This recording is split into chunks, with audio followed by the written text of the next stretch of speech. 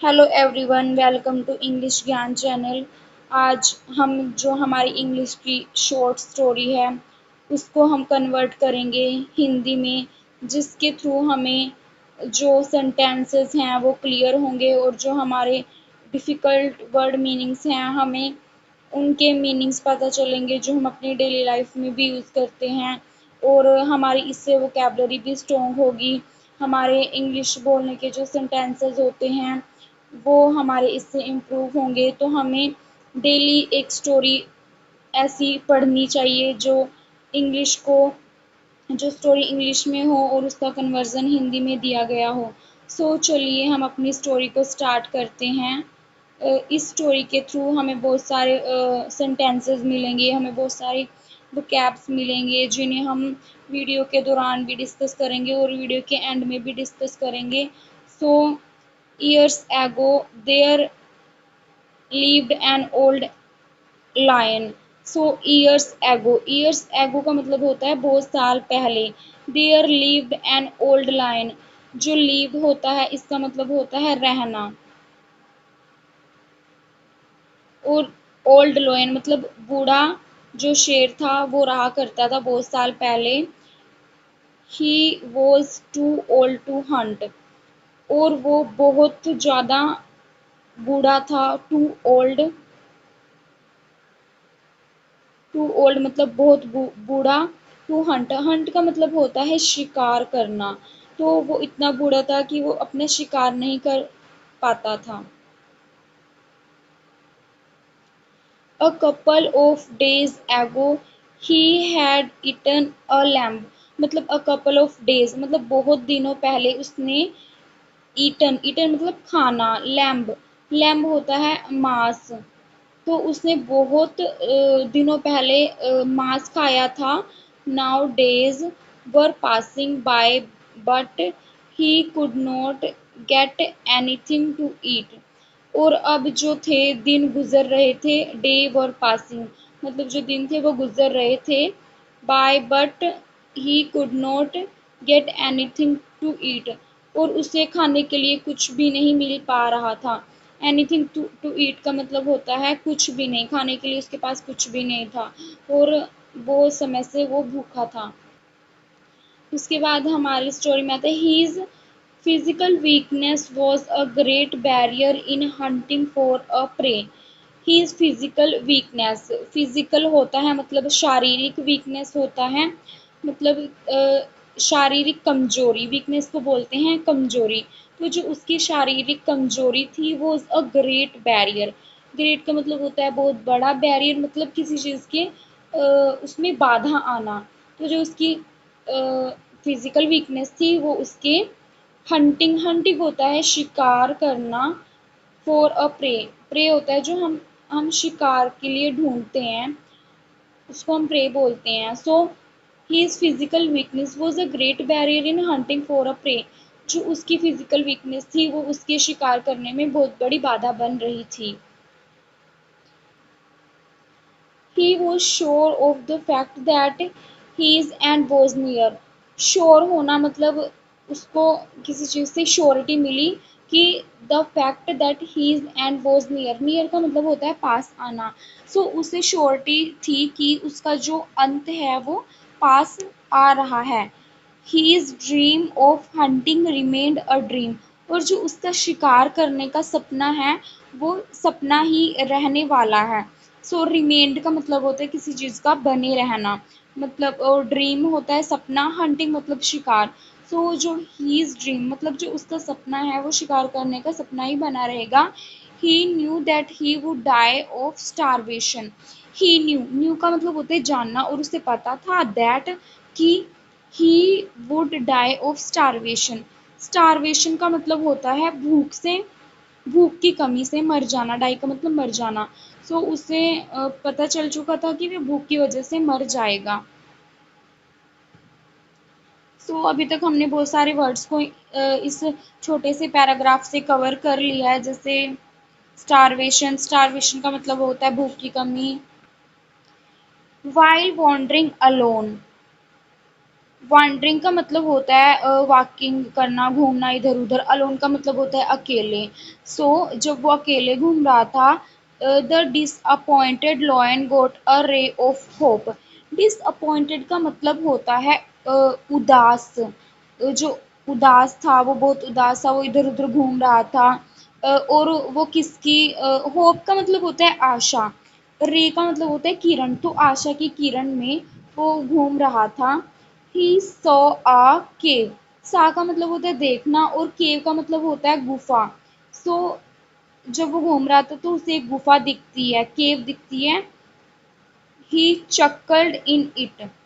और वो उसके पास जाता है। The lion said to himself. और वो अपने आप को कहता है, सेड का मतलब होता है कहना, हिमसेल्फ का मतलब होता है खुद से। वो खुद से कहता है, I will hide myself inside it and wait for its owner to enter. वो अपने मन में सोचता है, अपने आप को बोलता है कि आई will hide my self. Hide का मतलब होता है छुपाना, माई सेल्फ खुद को, कि वो खुद को छुपा लेगा। इन साइड का मतलब होता है अंदर, इट मतलब जो केव थी उसके अंदर वो खुद को छुपाएगा। And wait for its owner to enter. Wait का मतलब होता है इंतजार करना। ओनर का मतलब होता है जो मालिक है उस चीज का। एंटर का मतलब होता है तब तक आना, मतलब एंट्री करना। तो वो सोचता है अपने मन में कि जब तक इस केव का जो मालिक है वो नहीं आता, वो इस गुफा में छुप जाता है। तो as soon as the occupant enters, I will kill him and eat its flesh. So as soon as का मतलब ये होता है कि जैसे ही। as soon as मतलब जैसे ही the occupant enters। occupants होता है शिकारी, enters मतलब आता है। जैसे ही occupants आएगा, I will kill him। kill का मतलब होता है मारना। वो उसे मार देगा। And eat it's flash. Flash का मतलब होता है जो उसकी बॉडी का मांस होता है। तो वो उसको मार के उसकी बॉडी का मांस खाएगा। In this hope. होप का मतलब हमने पहले भी डिस्कस किया, होप का मतलब होता है आशा।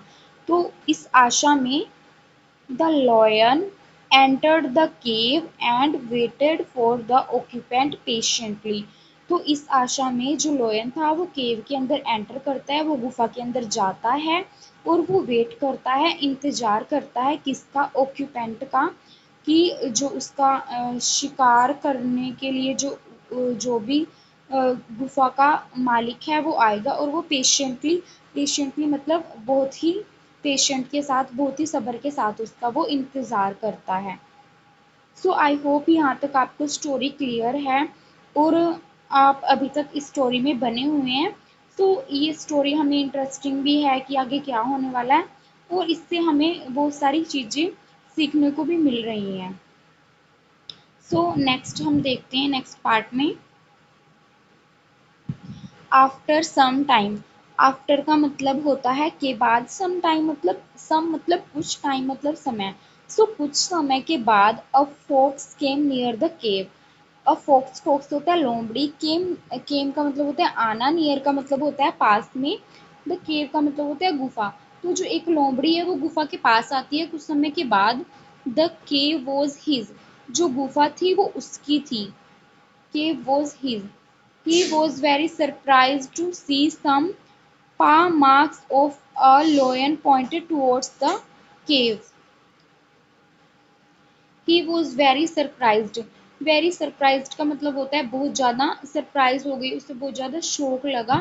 टू सी, टू सी मतलब देखकर, सम पा मार्क्स मतलब पैरों के निशान, of lion pointing towards the cave. जो लॉयन के पैरों के निशान थे वो गुफा की तरफ पॉइंट कर रहे थे। मतलब उसे देख के ही अचंभा हुआ कि शेर के पैरों के निशान मेरे गुफा की तरफ जा रहे हैं। सम लोयंस has secretly entered my cave.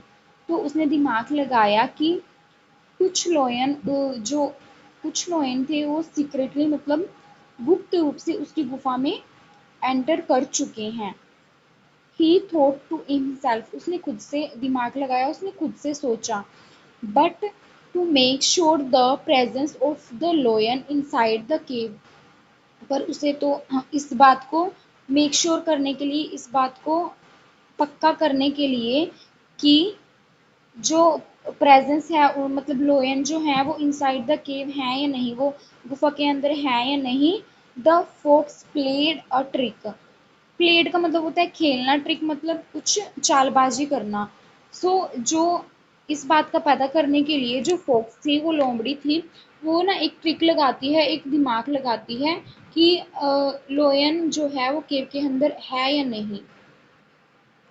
The fox stood at some distance from the cave and shouted. So stood at का मतलब होता है खड़े होना, some distance मतलब distance का मतलब होता है दूरी, some distance मतलब कुछ दूरी पर। जो fox थी वो कुछ दूरी पर खड़ी होती है। from the cave का मतलब होता है गुफा से, and shouted का मतलब होता है चिल्लाना। तो जो लोमड़ी थी वो गुफा की कुछ दूर खड़ी होके shouted करती है, चिल्लाती है। वो क्या कहती है, hello cave, I have come back. Hello cave, I have come back. उसने कहा, और उसने चिल्लाते हुए क्या कहा कि हाय गुफा, आई कैम बैक का मतलब होता है वापिस आना। सो कि मैं वापिस आ गई हूँ। स्पीक टू मी, स्पीक का मतलब होता है बोलना, टू मी मेरे साथ बोलो। As you have been doing earlier, as you have been doing earlier, doing का मतलब होता है करना, अर्लियर का मतलब होता है पहले। सो जैसा कि तुम पहले भी करती हो मुझसे बात करो। Why are you keeping silent today, why are you, why का मतलब होता है क्यों, आर यू तुम, कीपिंग साइलेंट टूडे, साइलेंट का मतलब होता है शांत, कि आज तुम शांत क्यों हो। सो उसने दिमाग लगाया। May I come in and occupy my bunk, उसने पूछा कि क्या मैं अंदर आ सकती हूँ। Hearing the fox calling the cave, hearing the fox calling the cave, the lion thought that the cave he was hiding in must be talking cave in real।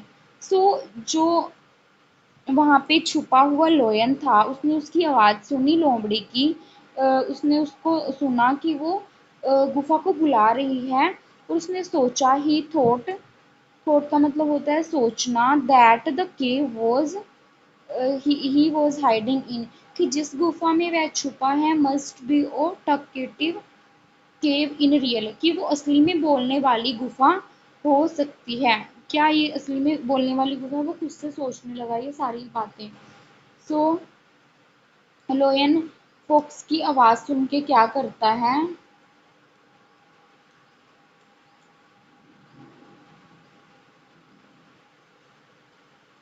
The cave might be keeping quiet because of his presence. Might be का मतलब होता है हो सकता है, keep keeping quiet मतलब शांत रह रही है, बिकॉज का मतलब होता है क्योंकि, ऑफ हिज प्रेजेंस, प्रेजेंस का मतलब होता है उपस्थिति। वो सोचता है कि जो गुफा है शायद वो ना मेरी वजह से, मेरी उपस्थिति की वजह से शांत है। देयर फोर का मतलब होता है इसलिए। If the cave did not answer the fox question, the fox might go away to occupy another cave.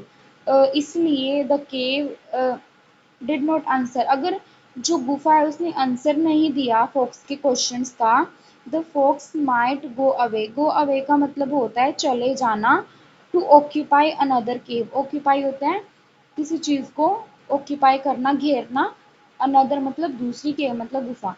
सो अगर वो अपने मन में सोचता है कि अगर जो गुफा है उसने उसका आंसर नहीं दिया उसके क्वेश्चन का, तो हो सकता है जो लोमड़ी है वो यहाँ से चली जाए और किसी दूसरी गुफा में अपना स्पेस ऑक्यूपाई कर ले। तो वो ये सब चीज़ें सोचने लगता है। He would have to go without a meal once again, और वो ये भी सोचता है कि he would have to go without a meal once again, कि उसे दोबारा से बिना खाने के जाना पड़ेगा। वंस अगेन का मतलब होता है दोबारा, मील मतलब भोजन, विदाउट मतलब के बिना। तो सोचता है कि उसे फिर से भोजन के बिना यहाँ से जाना पड़ेगा।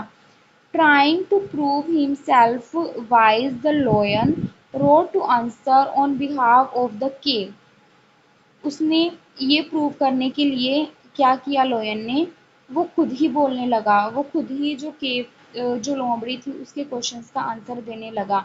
ऑन द बिहाव ऑफ मतलब केव की तरफ से, रोड जो लोयन होते हैं उनकी साउंड को हम रोड बोलते हैं, हिमसेल्फ मतलब खुद से ही, वाइजली वो उस क्या करने लगा, फोक्स की जो क्वेश्चंस थे उनका आंसर देने की कोशिश करने लगा। I have not forgotten to speak my dear folks. Forgotten का मतलब होता है भूलना। I have not forgotten to speak. To speak का मतलब होता है बोलना। My dear folks. Come and take rest at your place. जो लॉयन था वो केव के बिहाव पे क्या बोलता है कि मैं बात करना नहीं भूला, कम आओ एंड टेक रेस्ट और रेस्ट करो एट यूर प्लेस अपने स्थान पर। सो वो केव की तरफ से रिप्लाई कर देता है। Thus the clever fox confirmed the presence of the lion hiding in his cave. सो जो फॉक्स थी उसे confirmed हो जाता है, confirm मतलब मतलब पक्का पक्का पक्का उसको प्रेजेंस का लग जाता है कि जो लोयन है वो उसकी गुफा में ही छिपा हुआ है। Without any delay the fox sneaked away from there and said, only a fool can believe that a cave talks.